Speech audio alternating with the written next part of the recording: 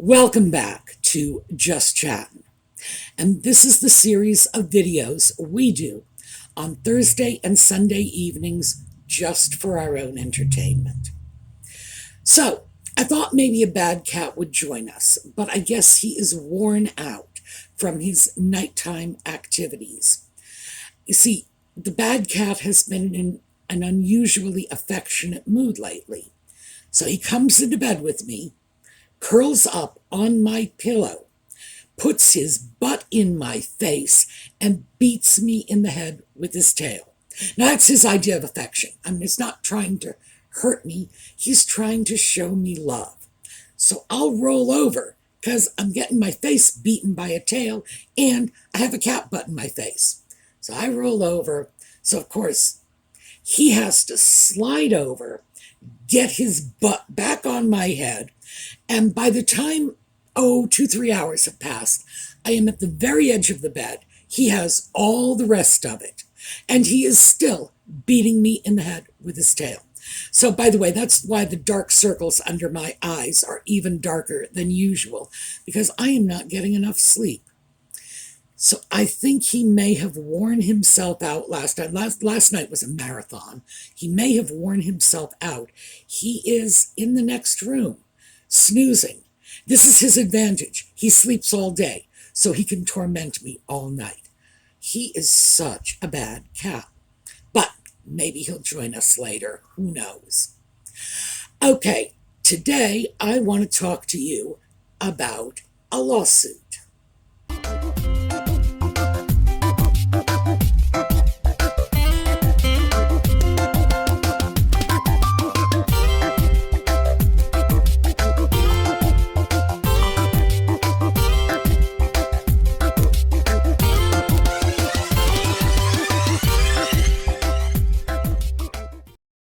Well, there are 3 lawsuits out there involving our favorite ex-royals in California.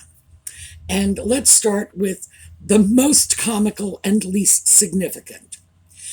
The Brooklyn Peltz wedding is the subject of a lawsuit between Nicola Peltz Beckham.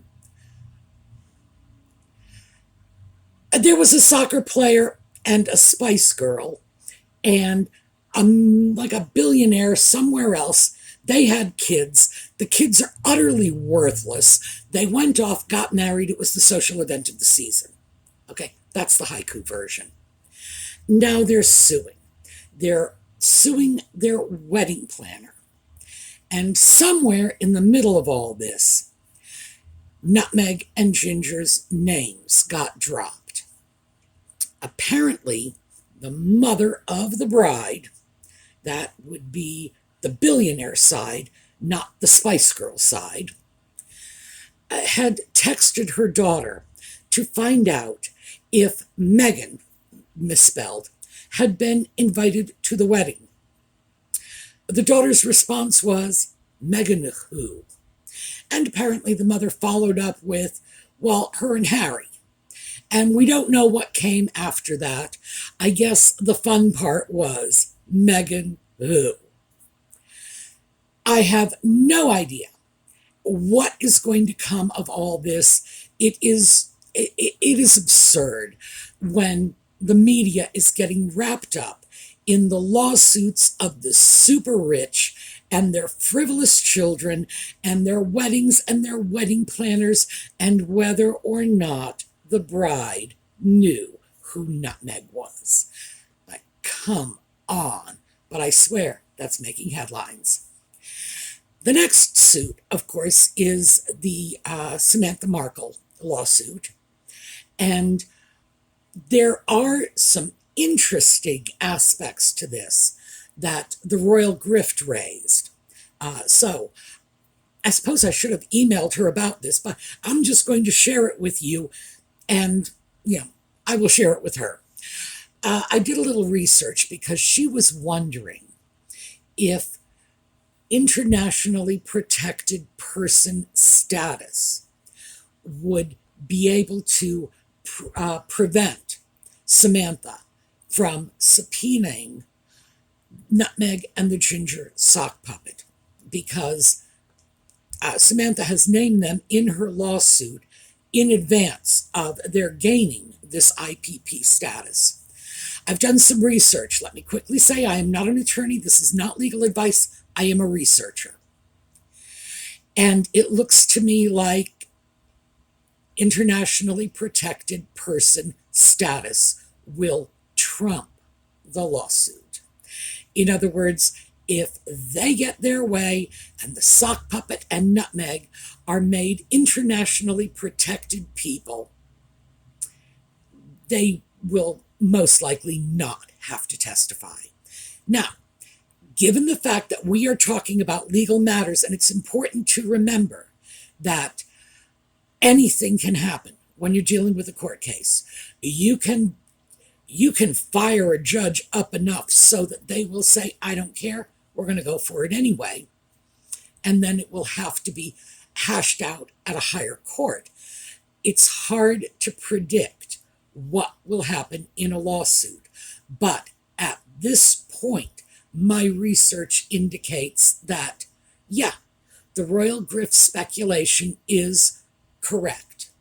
That, in fact, IPP status will be their get-out-of-jail-free card as far as Samantha's lawsuit goes. Now, having said that, IPP status is very far from being a done deal.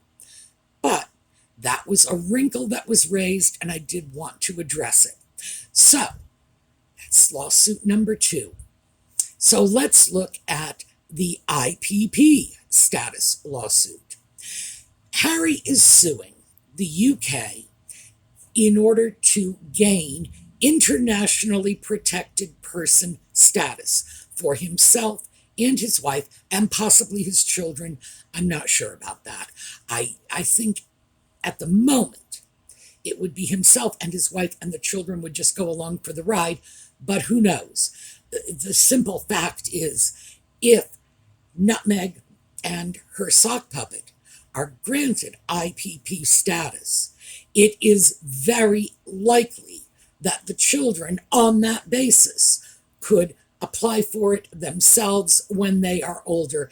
In all likelihood, they'd have to sue for it, but still. So carrying this to the extreme, 50, 60 years from now, the U.S. taxpayers could be paying security for the great-great-grandchildren of a couple of Hollywood celebrities.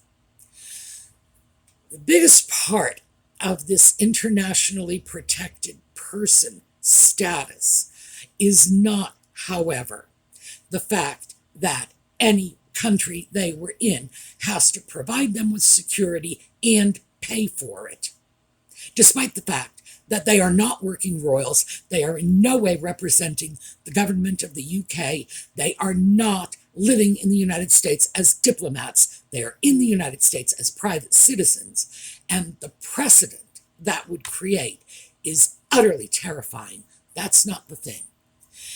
Internationally protected person status would grant them access to the kind of high-level intelligence resources that the FBI, the CIA, MI567, whoever, James Bond, we're just going to say James Bond. That's sort of my catch-all. The sort of intelligence that they would have available to them. In other words, you, I, anyone else who speaks out against them. They could pull our tax records. They could pull any information they wanted. And frankly, we have no idea if it would not be possible for them to put any of us under surveillance. It is extremely dangerous. Oh, and by the way, I'm not the one who did all the research on this. The Royal Grift has been saying this for a year now, that we really, really need to take this seriously.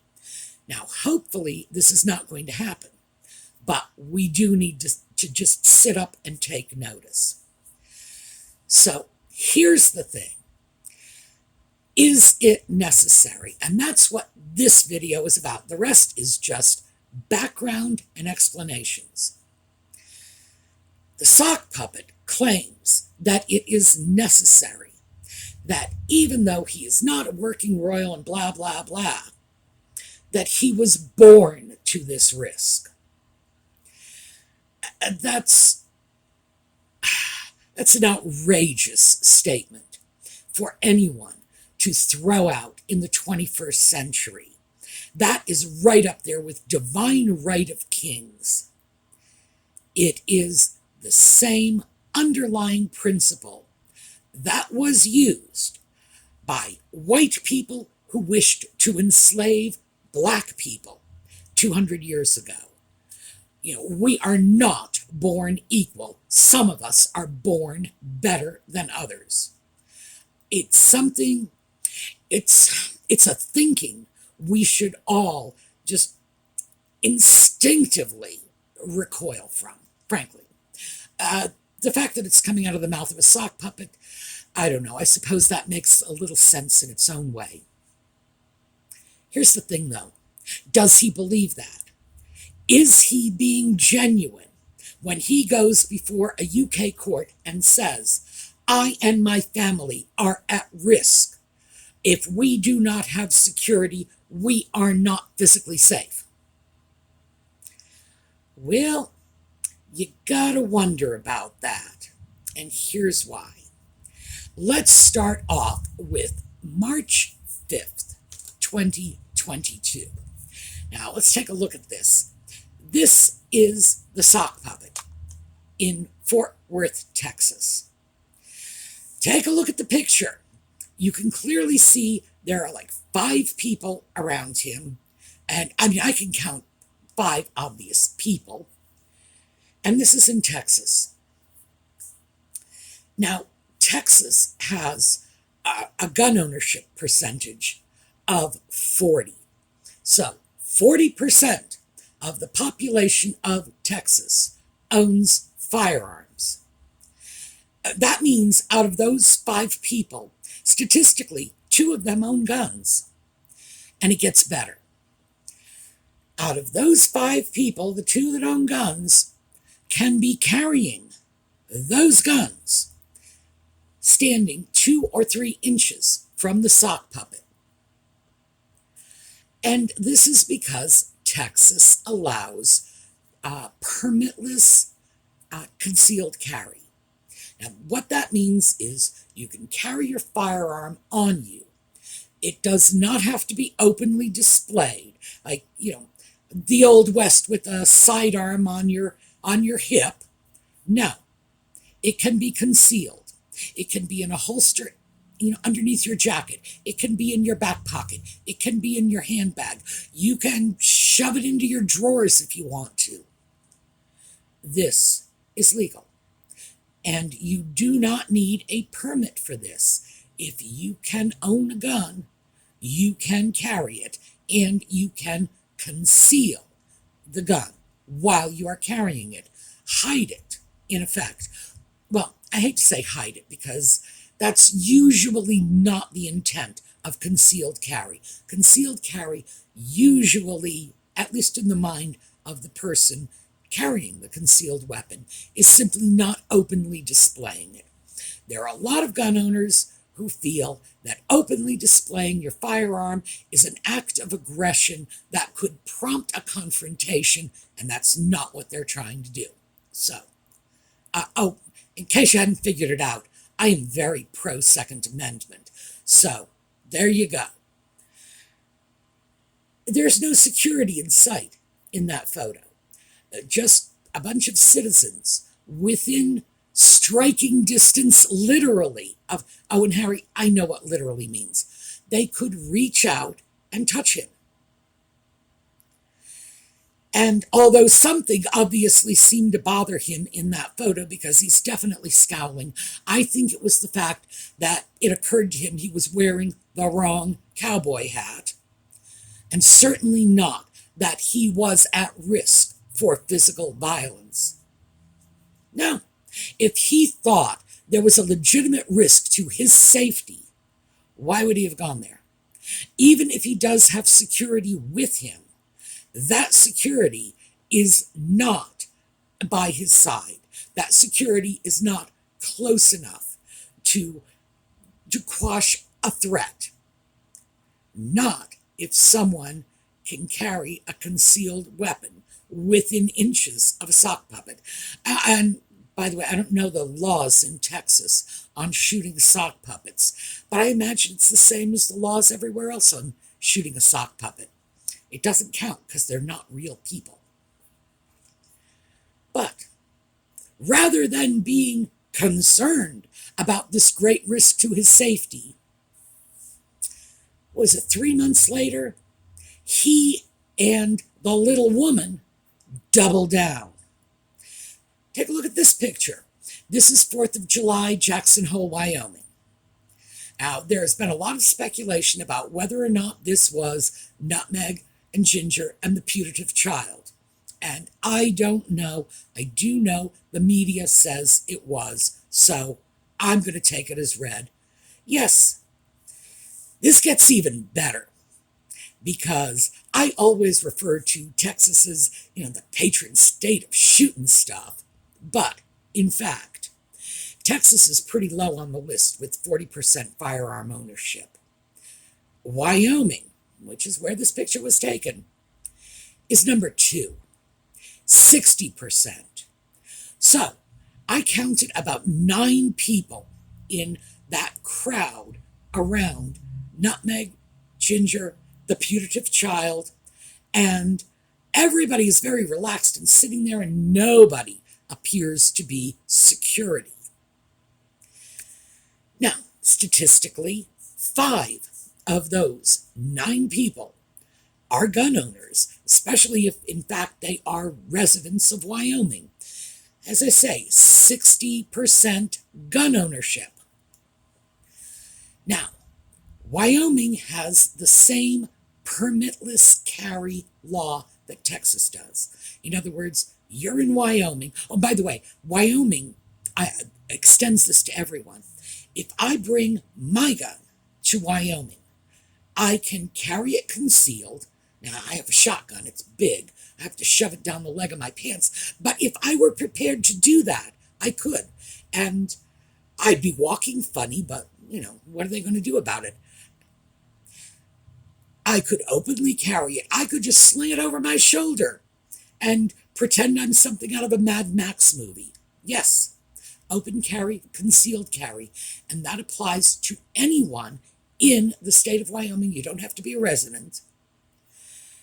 Anyone who can legally possess a firearm can carry it, openly or concealed, which means that the odds have just gone up. Remember, it was 2 out of the 5 people in our photo of the sock puppet in Fort Worth.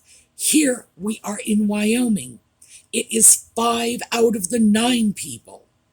And they've got the putative child with them, just sort of wandering around on the street. Again, no security in sight.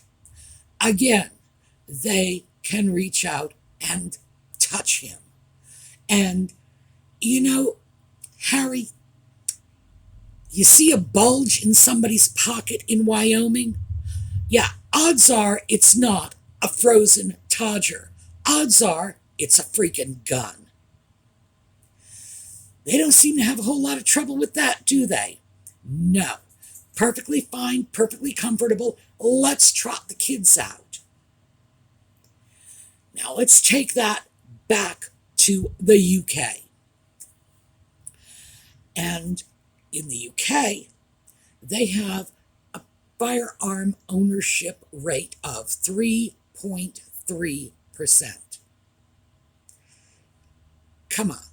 Wyoming's rate of firearm ownership is like 18 times that.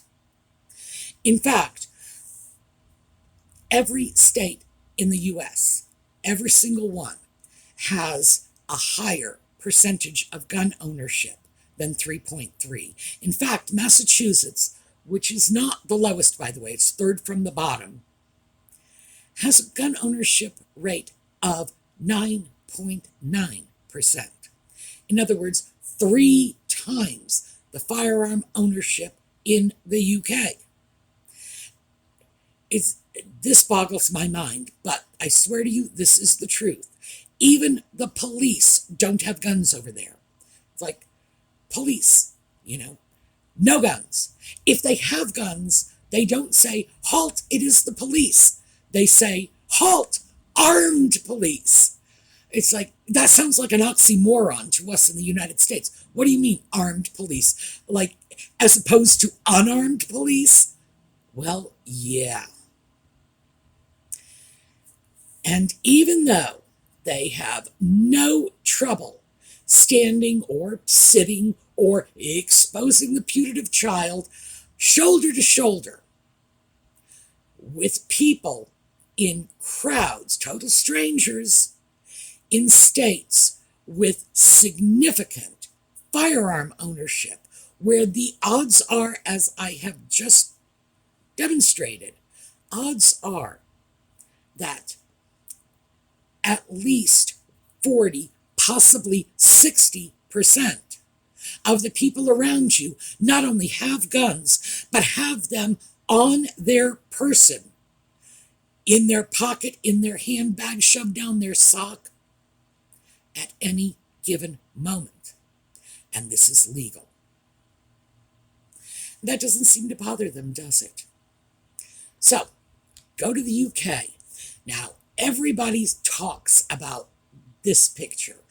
Nutmeg rolling down the car window to allow the paparazzi to get better photographs of her. It's like, oh, I'm here. Well, yeah, and as people have pointed out rightly, what's the point of being in a limousine with bulletproof glass if you're going to roll down the window? Well, here's the thing. If they really thought someone was going to shoot them, would they have rolled down the window? I doubt it very much. But it gets even better, because then we have these photos. Nutmeg and Sock Puppet are in Buckingham Palace in front of an open window. They don't even have a piece of glass between them and the photographers. And remember, if we buy into their reality, anybody with a camera could just as easily have a long-range sniper rifle. And what are they doing? They are standing behind a group of children. If they believe this, if they are drinking their own Kool-Aid, and they think that people really are trying to hurt them, what does that say about them if they are willing to expose children to that kind of risk? Now, I will say this in their defense. I don't think they're monstrous enough to want to see these children injured. I do not think it proves they are dreadful, evil people. And we don't need that.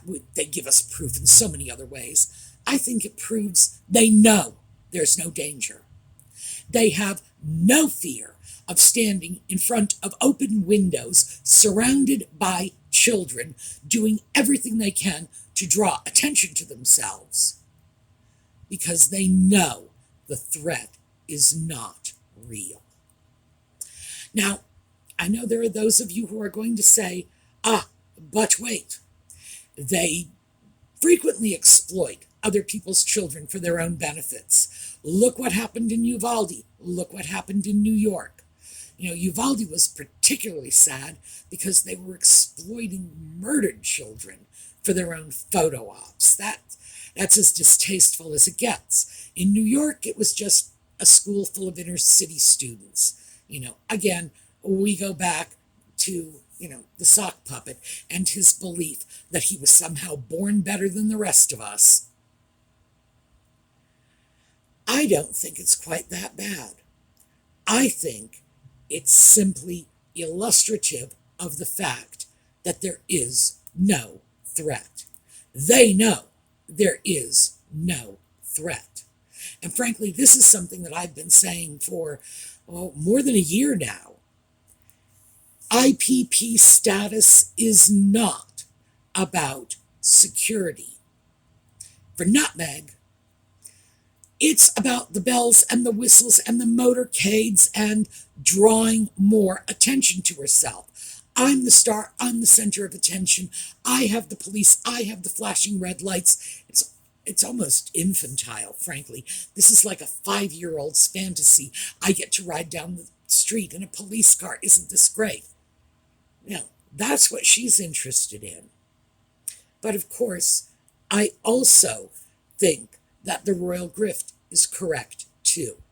Because for at least a year now, she has been saying, oh no, it's not so much about the flash and the show and the display of the motorcade and look how important I am.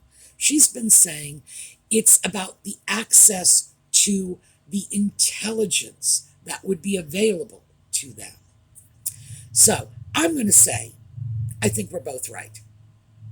I think she is absolutely correct that getting access to government level intelligence about individuals who should ordinarily be considered off limit private citizens, anybody who might have just annoyed her, and we know she annoys very, very easily.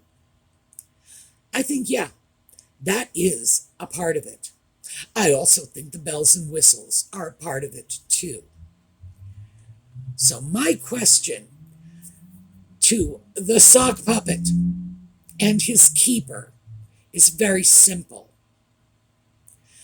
If you believe you were legitimately in danger when you were in the UK, why would you have knowingly put little children at risk? Why would you have put them between you and this mythical bullet you expected at any moment?